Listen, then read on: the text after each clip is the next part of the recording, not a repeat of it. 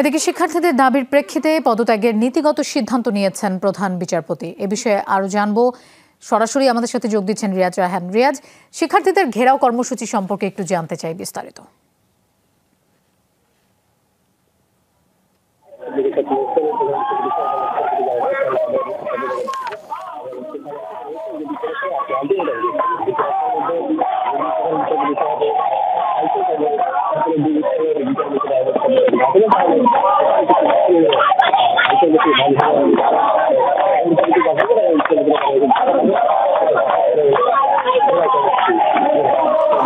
সেসব বাসস্থানের এলাকা তারা ঘেরাও কর্মসূচি দেবেন।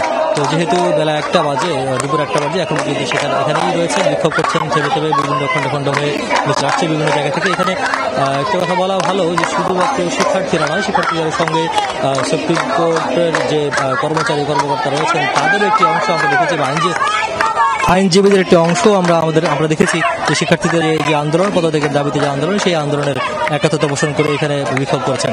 তো আমরা যতটুকু খবর পেয়েছি যে প্রধান বিচারপতি পদত্যাগের একটি নীতিগত সিদ্ধান্ত নিয়েছেন বলে বিভিন্ন মাধ্যমে জানা গেছে, তবে যদিও এখন পর্যন্ত সেটি নিশ্চিত অন্তত আমি আমার জায়গা থেকে এখানে করতে পারিনি, তবে শোনা যাচ্ছে একটি কথা। তো এটি এখন পর্যন্ত ছাত্ররা এ বিষয়ে কোনো মন্তব্য করতে রাজি হননি, বা তারা বলছেন যে প্রধান বিচারপতি সরাসরি আনুষ্ঠানিকভাবে যখন পদত্যাগ করবেন তখনই তাদের যে দাবি বা তাদের যে আন্দোলন সেটি থামাবেন, অর্থাৎ তারা এখান থেকে তাদের যে কর্মসূচি সেটি প্রত্যাহার করবেন, বিচারপতির পদত্যাগের দাবিতে যেটি বিক্ষোভ চলছিল সেটি।